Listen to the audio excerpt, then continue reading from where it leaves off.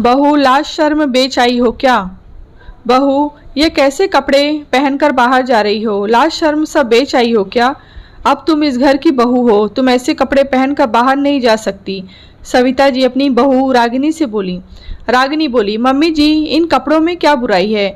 मैं मेरे मायके में भी तो यही सब पहनकर बाहर घूमने जाती थी, और इन कपड़ों में शर्म वाली क्या बात है?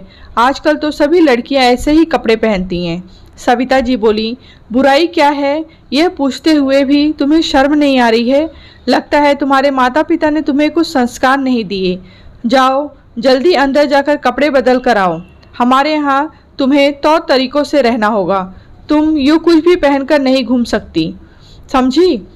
रागिनी पास खड़े अपने पति रोहन को देखने लगी कि शायद रोहन उसके पक्ष में कुछ बोलेगा, मगर रोहन चुपचाप सब बातें सुन रहा था। सविता जी बोली, रोहन को क्या देख रही हो? अब रोहन को हमारे खिलाफ भड़काओगी क्या? रोहन बोला, जाओ रागिनी कपड़े बदल लो। माँ को तुम्हारा यह वन पीस गाउन पसंद नहीं आया। रागिनी बोली, रोहन मैं तुम्हारे साथ ही तो बाहर घूमने जा रही हूँ, और इन कपड़ों में आखिर बुराई क्या है? पास बैठी बड़ी ननंद सुरभि बोली, भाई रोहन, लगता है तुझे अब तक बीवी को काबू में करना नहीं आया। अगर ऐसे ही बीवी की सुनता रहा तो एक दिन दूर नहीं कि ये एक दिन तुझे अपना गुलाम बना देगी।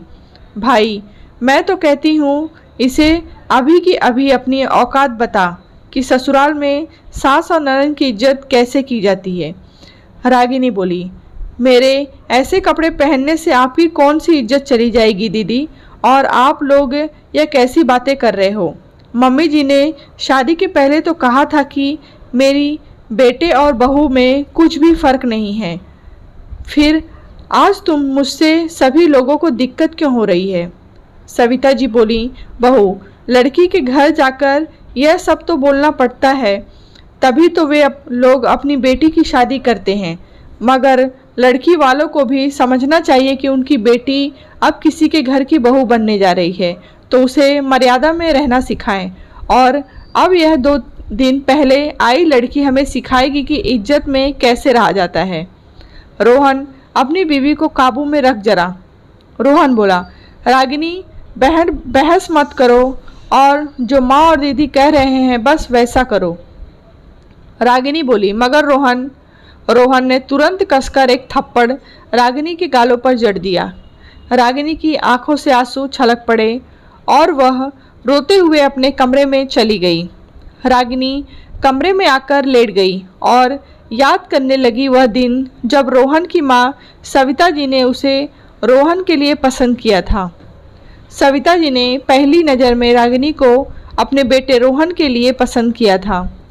सविता जी ने रागिनी की माँ शीला जी को यह भी आश्वासन दिया था कि मेरी बेटी और बहू में कोई फ़र्क नहीं है। शीला जी जैसे मेरी दोनों बेटियों को हमने हर चीज़ की आज़ादी दे रखी है, वैसे ही सारी आज़ादी रागिनी को भी होगी। मगर शादी के दूसरे दिन से ही सविता जी ने अपना असली रंग दिखाना शुरू कर दिया था, और उनमें उनका दोनों बेटियों के साथ देती थी। रागिनी की बहुत ख्वाहिशें थी कि क्या कुछ सोच रखा था उसने कि शादी के बाद भी वह अपने लिए जिएगी, मगर यहाँ ससुराल आते ही उसकी सभी ख्वाहिशों को दबा दिया गया था। उसे अपनी मनमर्जी से जीना तो छोड़ो, कपड़े तक ससुराल वालों की मर्जी से पहनने पड़ते थे। रोहन की बड़ी बहन सुरभि शादीशुदा थी, मगर अपनी भाभी को ताना मारने का एक मौका भी नहीं छोड़ती थी। और छोटी बहन सौम्या, वह भी अपनी माँ सविता जी की हाँ में हाँ मिलाती। रागिनी घर में साड़ी पहनकर ही रहती थी, मगर वह नहीं जानती थी कि उसे घूमने जाने में वेस्टर्न कपड़े नहीं पहनने दिए जाएंगे। और अब तो घूमने जाने दिया ही कहाँ जाता था, बस घर में चूल्हा चौका संभालने का ही तो काम रह गया था रागिनी का। पढ़ी लिखी रागिनी को सास ने नौकरी भी छुड़ा दी कि तुम नौकरी पर चली जाओगी तो घर कैसे मैनेज होगा। रागिनी ने कहा भी था कि मम्मी जी घर में बाई भी है, खाना भी दोनों समय में काम में मैं बना दूंगी, मगर मुझे नौकरी पर जाने दीजिए। मगर सविता जी बोली, घर में कोई ना कोई मेहमान का आना जाना लगा रहता है और अब तुम्हारा फर्ज है कि तुम उन सब की खातिरदारी करो। कभी मेरी शादीशुदा बेटी भी मायके रहने आती है, बेचारी थोड़े दिन तो यहाँ आराम करने आती है और उस पर भी उसे यहाँ काम करना पड़े तो क्या मतलब रह जाएगा। अभी फ़िलहाल तो तुम्हें नौकरी पर जाने की कोई ज़रूरत नहीं है। रागिनी की सारी ख्वाहिश मिट्टी में मिलकर रह गई थी। दूसरे दिन छोटी बहन सौम्या ने ऑनलाइन 1 पीस गाउन मंगवाया था। वह अंदर जाकर तुरंत उसे पहन कर आई और सभी से पूछने लगी, मम्मी कैसा लग रहा है गाउन। सविता जी बोली, वाह मेरी बेटी तो परी लग रही है, बिल्कुल बहुत जच रही है बेटा तू इस ड्रेस में। सौम्या रागिनी से बोली, भाभी आपको कैसा लग रहा है यह ड्रेस। रागिनी पहले दिन अपने साथ हुए सुलूक को भूल नहीं पाई थी। वह कुछ न बोली। इस पर सौम्या चिढ़कर बोली, हाँ हाँ भाभी को मेरी ड्रेस थोड़े पसंद आई होगी, फैशन सेंस नाम की चीज़ इन्हें थोड़ी पता होगी और इन्हें तो मुझे देखकर जलन हो रही होगी ना। रागिनी बोली, कल जब ऐसी ड्रेस मैंने पहनी थी तब मैं बेशर्म बेहया हो गई थी, मगर आज तुमने जब यह ड्रेस पहनी है तो तुम परी हो गई हो। जिस घर में बेटी और बहू में इतना भेद किया जाता हो वहाँ मेरा चुप रहना ही बेहतर है। सविता जी बोली, बहू जाओ और चुपचाप रसोई में खाना बनाओ। रागिनी चुपचाप रसोई में चली गई। रागिनी को दुख तो इस बात का होता है कि पति रोहन भी कभी उसके लिए कुछ नहीं बोलता। जिस इंसान के भरोसे एक बेटी के माँ बाप उसे विदा करते हैं, अगर वह भी उसके साथ हो रहे अन्याय का खिलाफ कुछ न बोले तो दिल टूट कर रह जाता है। थोड़ी देर में सुरभि घर आ जाती है और दोनों माँ बेटी बातें करने लगती हैं। सविता जी सुरभि से खाना खाकर जाने कहती हैं। सुरभि बोली, मम्मी खाना तो बन गया होगा और आप तो जानती हैं कि मुझे खाना मेरी पसंद का ही खाना होता है। सविता जी बोली, बेटा तेरी क्या खाने की इच्छा है वही बना देगी तेरी भाभी, तू बोल तो।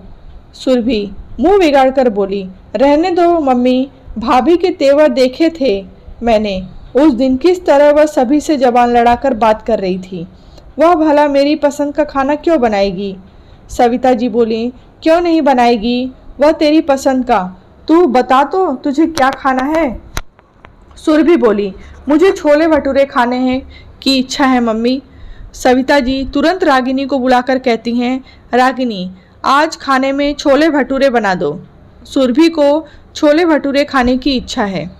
रागिनी बोली, खाने की तैयारी हो चुकी है मम्मी जी, और इतनी जल्दी छोले भटूरे बनाना आसान काम नहीं है। छोले को भिगोना, उबालना और भटूरे के लिए भी आटा पहले से गूंथा होना चाहिए।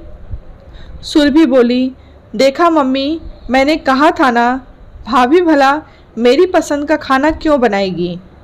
सविता जी गुस्से से बोली, रागिनी खाने में छोले भटूरे बना दो, भले ही समय लगे तो लगे।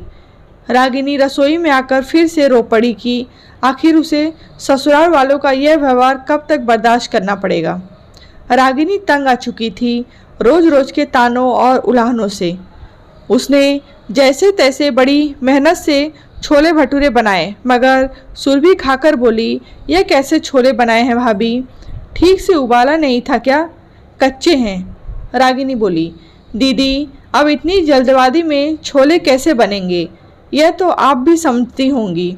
सुरभि बोली, देखा मम्मी इसने जानबूझकर मेरे साथ ऐसा किया है ताकि मैं कभी अगली बार इससे अपनी पसंद का खाना ना बनवाऊं।